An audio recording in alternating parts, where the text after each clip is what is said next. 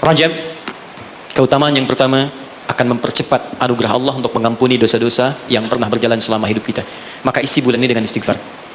Istighfar yang baik, koreksi diri kita. Sehingga saat masuk bulan Ramadan, kita sudah dalam keadaan yang optimal untuk bisa mendapatkan semua kenikmatannya. Tingkatkan amal saleh. Ya, Ibnu Abbas mengatakan, orang yang sengaja maksiat di bulan Rajab, karena tadi ada ayatnya, maka dosanya 2 kali lipat di hari biasa. 2 kali lipat. Dia orang yang bikin hoax sekarang ini, jadi buzzer, jadi macam-macam, itu 2 kali lipat dosa hari biasa. Bahkan zaman jahiliyah pun kalau muncul Rajab, itu puasa maksiat, Pak. Bisa puasa maksiat. Di orang jahiliyah, Abu Jahal dan kawan-kawan, itu kalau dicela di bulan Rajab, balasnya bulan depan. Jadi libur dulu gitu.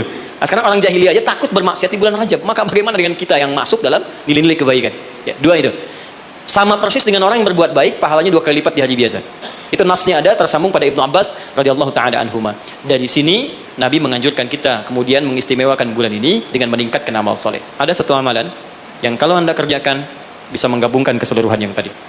Amal itu disebut dengan bagaimana cara berintrospeksi di bulan ini. Maka diturunkanlah oleh Nabi cara-cara berintrospeksi dengan 3 pendekatan utama. Ada 3 lafadznya, ini saya ajarkan yang paling ringan saja. Kalau terkait dengan dosa-dosa keseharian, maka lakukan zikir Nabi Adam. Quran surah ke-7 ayat 23. Saya yakin kita hafal. Rabbana zalamna anfusana wa illam taghfir lana wa tarhamna lanakunanna minal khasirin. Bacakan itu minimal setelah selesai kita salat. Astaghfirullah, astaghfirullah, astaghfirullah. Allahumma antas salam, minkas salam, tabarakta ya dzal jalali wal ikram. Perbanyak zikir tadi. Rabbana zalamna anfusana wa illam taghfir lana wa tarhamna lanakunanna minal khasirin. Tapi mohon sekali, ketika Anda bacakan zikir ini, jangan sekadar diucapkan di lisan. Bayangkan Anda punya persoalan apa dalam kehidupan. Jadi ketika Anda bacakan, mata Anda zalim, rasakan kezaliman itu. Ketika dengan orang tua tak bagus, bayangkan perbuatan buruk yang sedang Anda kerjakan. Begitu Anda bacakan, air mata Anda menetes, seketika ampunan Allah akan diturunkan kepada kita dan gugur perbuatan buruk yang pernah kita lakukan.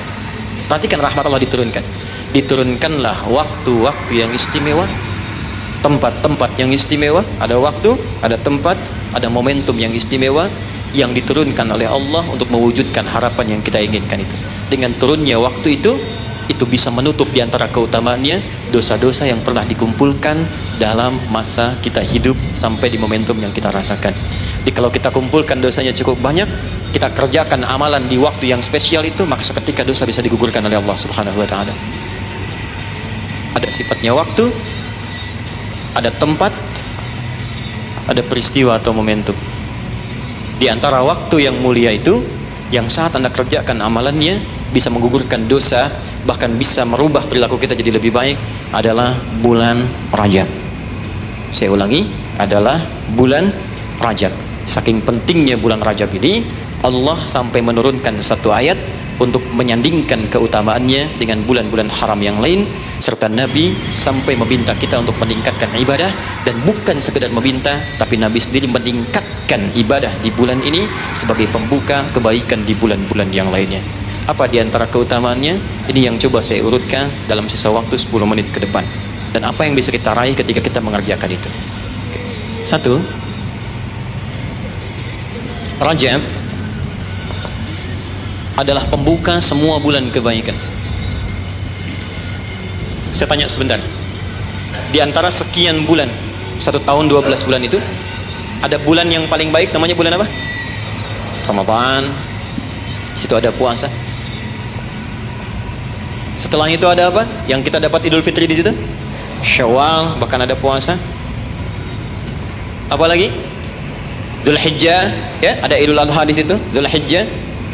Kalau kita lihat hadisnya, bulan ke-11 pun Dzulqa'dah, bulan bagus, disebut bulan haram, Dzulqa'dah. Sebelum Ramadan, itu bulan yang sangat digemari oleh Nabi, sampai Nabi banyak puasa di bulan itu, yaitu Sya'ban. 1, 2, 3, 4, 5. Ada dari 12 bulan, ada 5 bulan yang sangat istimewa, sifatnya berurutan.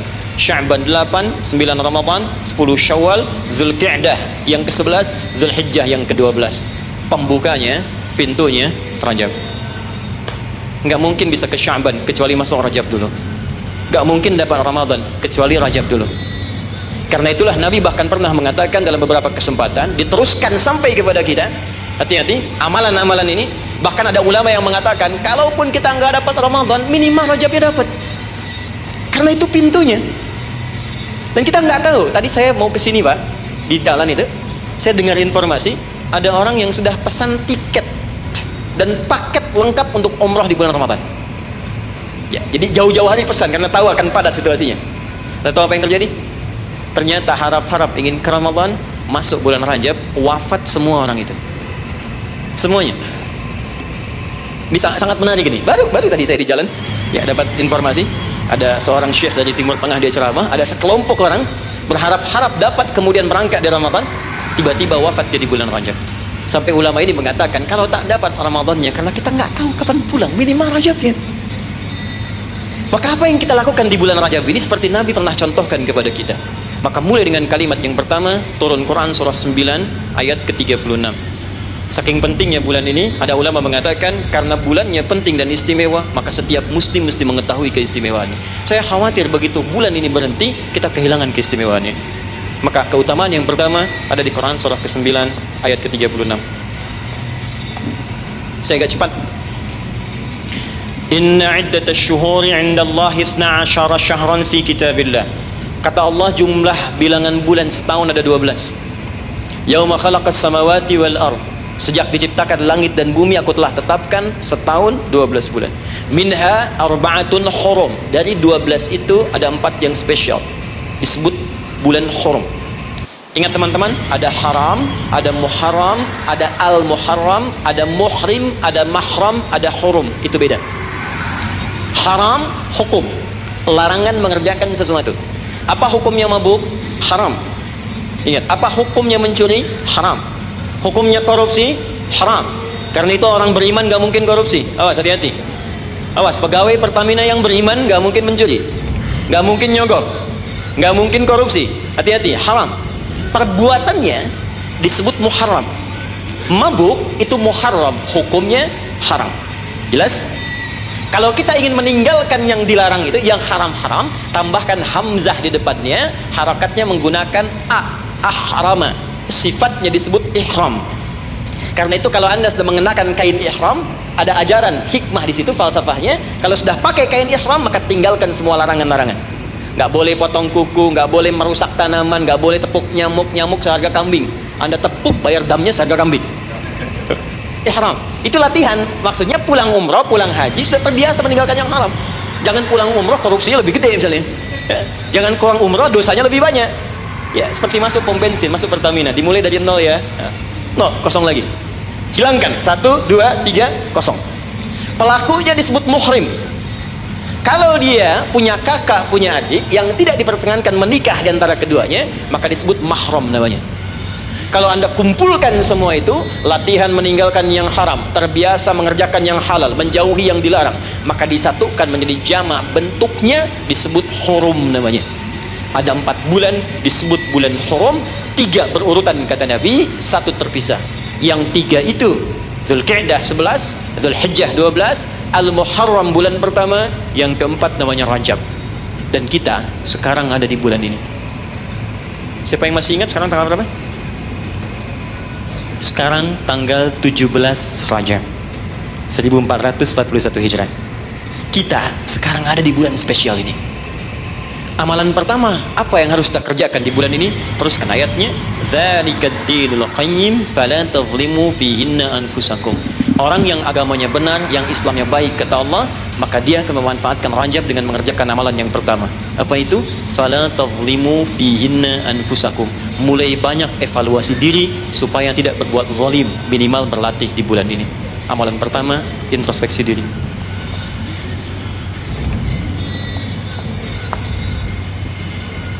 Maaf Pak Ibu, saya tidak bermaksud mengajari, hanya menerangkan apa yang dimaksud oleh Al-Quran.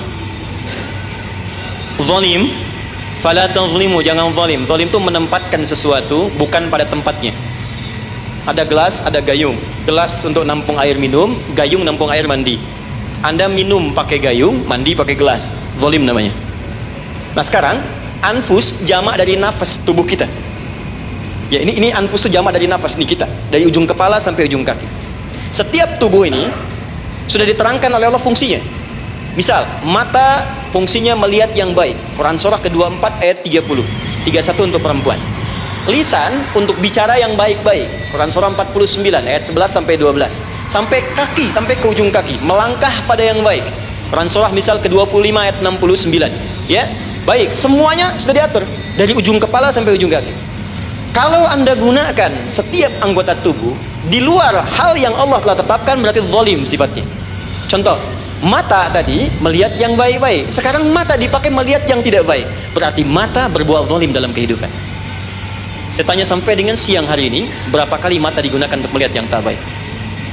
Mungkin dari mata ini ada dorongan untuk berbuat yang tak baik. Itu sebabnya yang menjadikan keluar dari masjid kadang-kadang ada sepatu hilang, sendal hilang. Apa yang pertama melihat? Mata terdorong kemudian kepada nafsu. Baik, sampai ke ujung kaki, berapa kali berbuat yang keliru. Itu mungkin yang menghambat kesuksesan yang dikerjakan saat ini.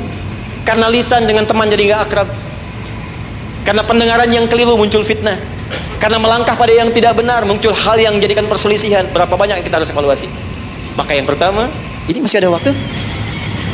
Masih, sampai jam berapa ini?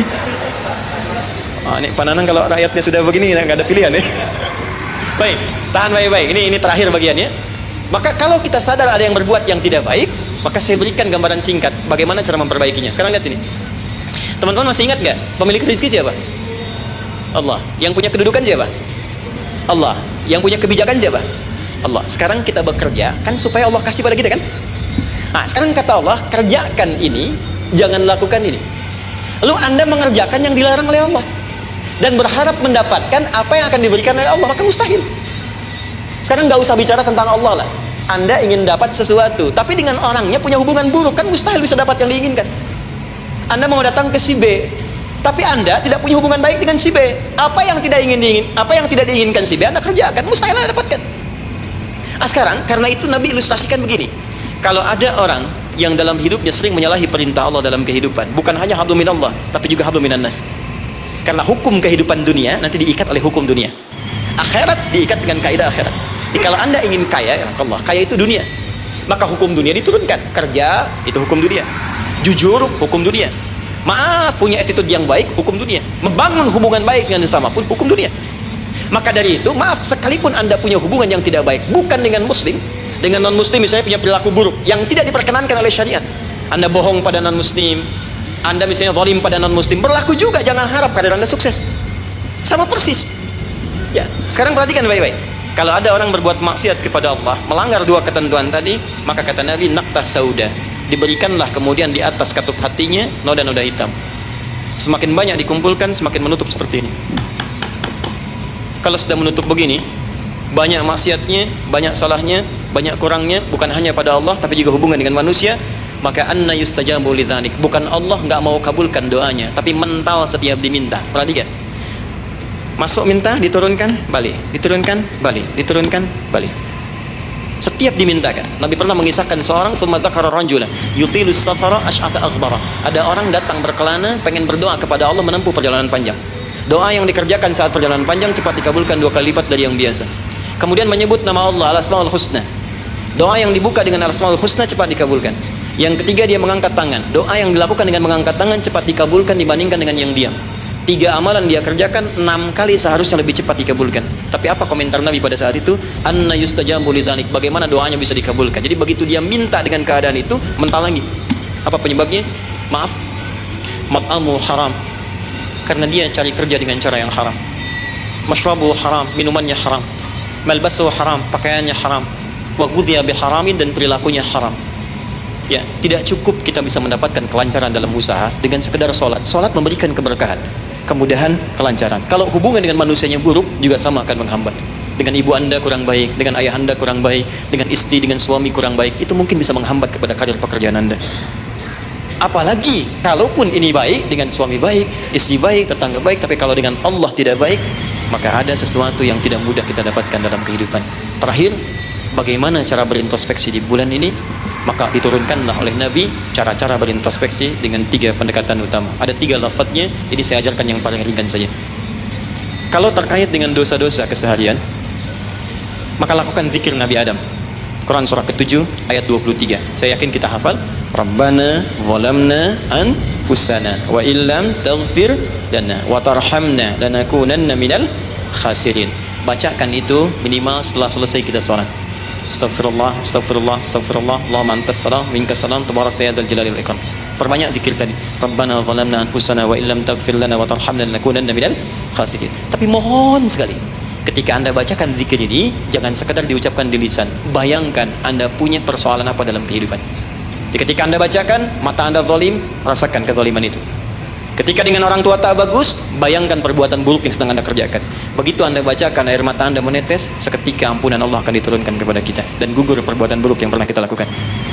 2, ini cepat, ada dosa yang terkait dengan aktivitas pekerjaan yang sedang kita lakukan. Kenal Nabi Yunus? Bagus.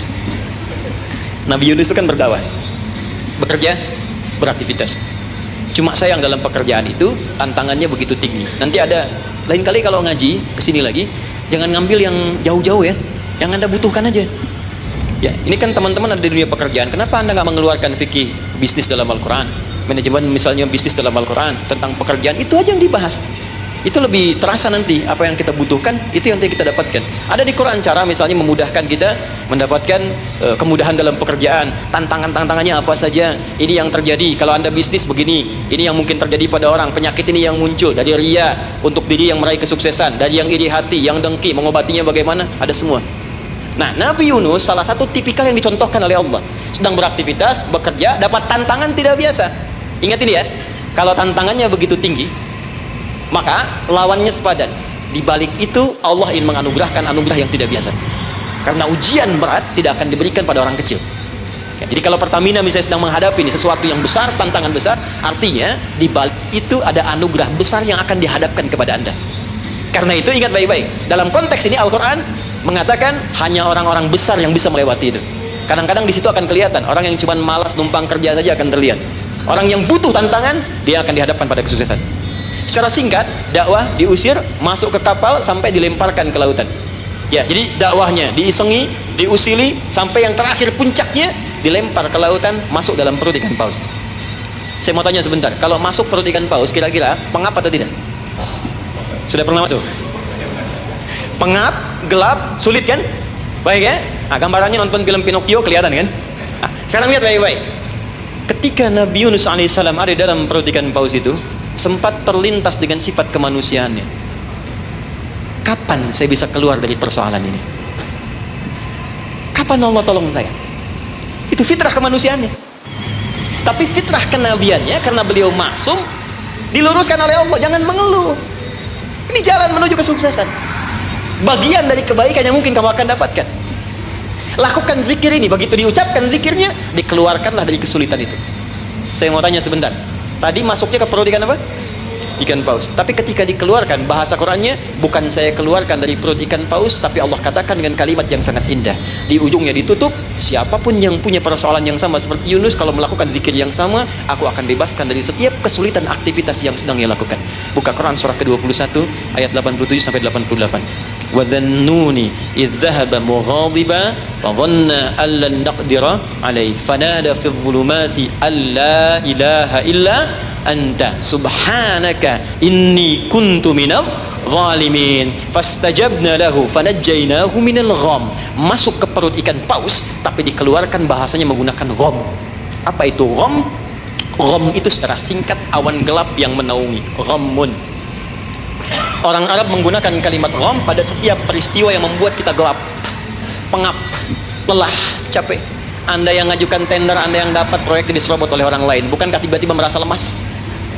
Langsung gelap, padahal matahari begitu terang. Jadi nggak enak makan, jadi lunglai, tiba-tiba stres. Ya, dirawat saja. Anda yang mencoba melamar, tiba-tiba dipinang oleh orang lain. Ya, gelap, capek, lunglai. Ya, gelap itu gham namanya. Maaf, ada orang yang memang nggak masuk ke perut ikan paus, tapi mengalami peristiwa yang luar biasa. Tantangan besar, jahilin orang, oh, kok mesti saya? Tiba-tiba keluar di lisan, ya Allah, kenapa saya? Saya tahajud, saya puasa juga, saya baca Quran juga, ya Allah. Apa kurang saya? Kurang sabar.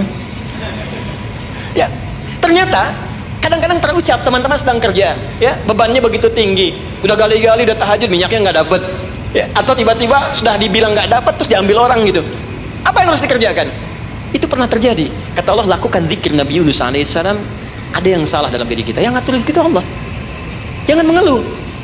Ya, 2 kali lipat motivasi munculkan lagi, petakan lagi, tambah lagi pengetahuannya, kerja lebih maksimal lagi, maka pembukanya dibuka dengan kalimat zikir. Ini yang membebaskan kita dari kesulitan. Jadi kalau Anda sedang praktek kerja dimanapun, offshore kah itu atau di darat kah, atau ada kesulitan di kantor, bacakan zikir ini. Ini bagian dari hal yang ketika kita bacakan bisa menghilangkan kesulitan yang kita sedang rasakan. Rabbana, masih ingat? Wa nada fil dhulumati alla ilaha illa anta subhanaka inni kuntu minal zalimin. La ilaha illa anta subhanaka inni kuntu minal zalimin. Rutinkan zikir itu, terutama kalau mendapatkan kesulitan dalam pekerjaan atau beraktivitas. Yang terakhir saya tutup, sekarang sedang banyak penyakit menyebar di mana-mana, sampai orang yang sakit biasa pun dicurigai, batuk di kereta tiba-tiba digulung, batuk di pesawat dikeluarin, padahal cuma batuk aja gitu kan. Ya, ada juga yang kemudian kena ini, kena itu dan sebagainya. Kita mesti kuat. Ya, karena kepanikan itu juga bagian dari kelemahan yang mungkin bisa menambah penyebaran virus atau apapun dengan cepat. Maka Allah mengajarkan zikir lewat Nabi Ayub alaihissalam. Kalau kita bisa kerjakan ini, maka Allah akan berikan kekuatan lebih dibanding yang lain-lainnya. Zikirnya ditemukan di Quran surah ke-21 ayat 83 sampai dengan 84. Wa ayyuba idnada rabbahu anni massaniyadurru wa anta arhamur rahimin. Saya ajarkan zikir ini tidak main-main. Kalau ada yang divonis penyakit, entah Anda, kerabat Anda, keluarga Anda, sepupu dan sebagainya, dan dokter mengatakan mustahil sembuh, maka bacakan zikir ini. Allah sudah berjanji di ayat 84-nya, siapa yang mengamalkan zikir ini, saya akan sembuhkan penyakitnya, walaupun ia menderita penyakit seperti Ayyub alaihissalam yang tidak pernah dialami orang sebelumnya atau dirasakan orang setelahnya. Karena kadang-kadang ada keluhan ketika sakit. Ya Allah, kenapa saya begini? Ya Allah, kapan sembuhnya? Bacakan zikirnya, anni massaniyadurru wa anta arhamur rahimin. Saya tutup.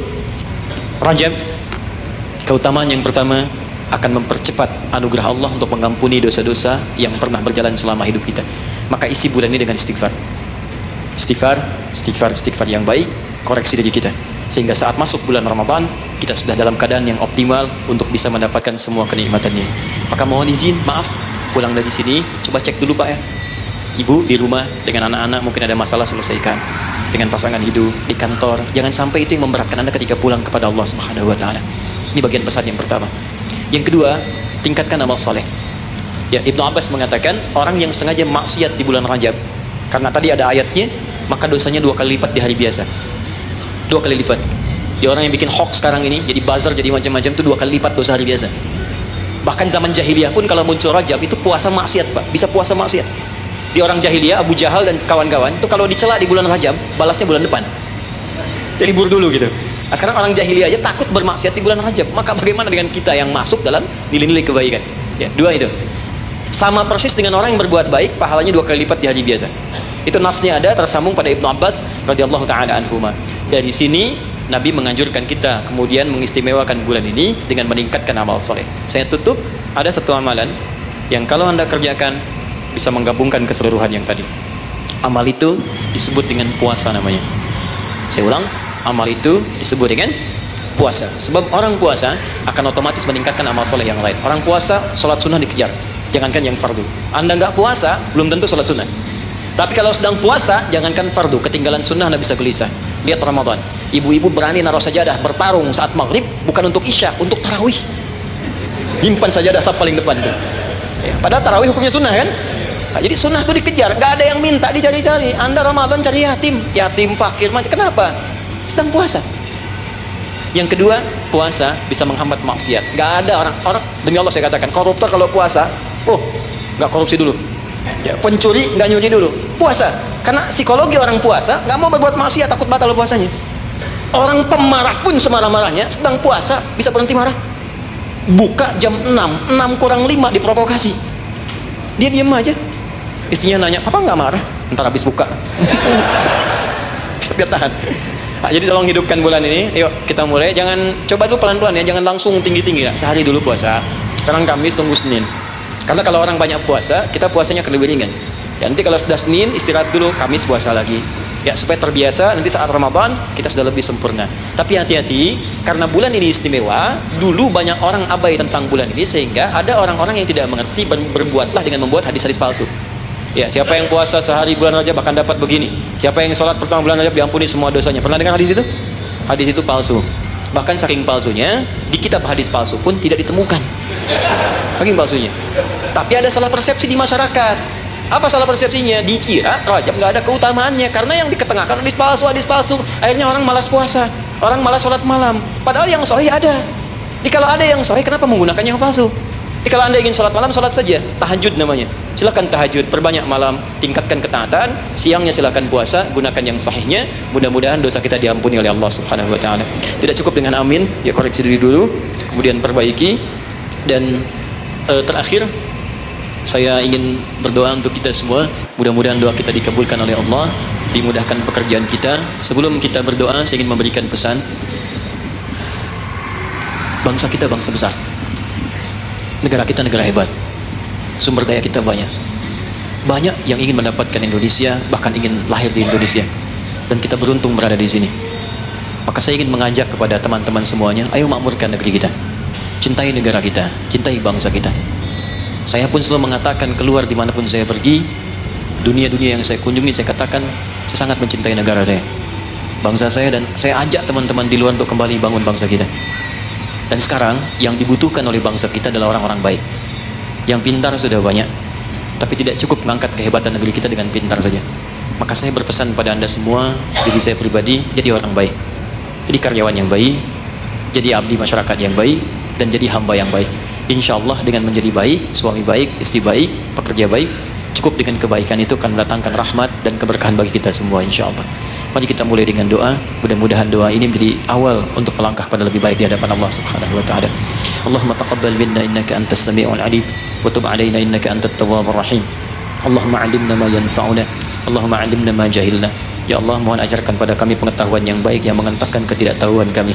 Allahumma ya Allah, wafiqna bima ta'allamna bihi na'mal bih. Ya Allah, berikan kami kekuatan untuk mengamalkan apa yang telah kami pelajari dan kami pahami. Rabbana la tada' lana fi maqamina hadha wa fi kulli maqamin dhanban illa ghafartah. Ya Allah, jika ada pendosa hadir di ruangan ini, jangan biarkan dia meninggalkan tempat ini kecuali Engkau telah ampuni segala dosa-dosanya. Wala hamman illa farajtah. Jika ada yang tengah gelisah di tempat ini, maka mohon tenangkan keadaan hatinya sebelum dia meninggalkan ruangan ini. Allahumma wala maridan illa syafaitah. Jika ada di antara kami yang tengah Engkau uji dengan penyakit seberat apapun, maka mohon angkat penyakitnya dan sembuhkan keadaan dirinya. Allahumma wala asiran illa yassartah. Ya Allah, jika ada yang ditimpa kesulitan di tempat ini, baik di keluarganya, di pekerjaannya, dalam kehidupan sosialnya, maka mohon dengan keikhlasan amalannya, angkat, hilangkan ya Allah segala kesulitannya. Allahumma Rabbana, Allahumma barik lana ya Allah fi kulli umurina wa fi kulli umrina. Ya Allah, anugerahkan keberkahan ya Allah kepada usia kami, kepada umur kami dan seluruh aktivitas kami. Wa taqabbal minna jami' a'malina salihah. Dan mohon ya Allah terima seluruh amal kebaikan kami. Berkahi kami di bulan Rajab ini ya Allah. Bimbing kami untuk berbuat baik ya Allah, dan sampaikan kami pada bulan-bulan kebaikan di Sya'ban, di Ramadan, di Syawal, dan bernilai baik di dalamnya. Rabbana atina fid dunya hasanah wa fil akhirati hasanah wa qina adzabannar. Bifadlika subhana rabbika rabbil izzati amma yasifun wa salamun alal mursalin wa akhiru da'wana alhamdulillahi rabbil alamin. Subhanakallahumma wa bihamdika asyhadu an la ilaha illa anta astaghfiruka wa atubu ilaik. Assalamualaikum warahmatullahi wabarakatuh.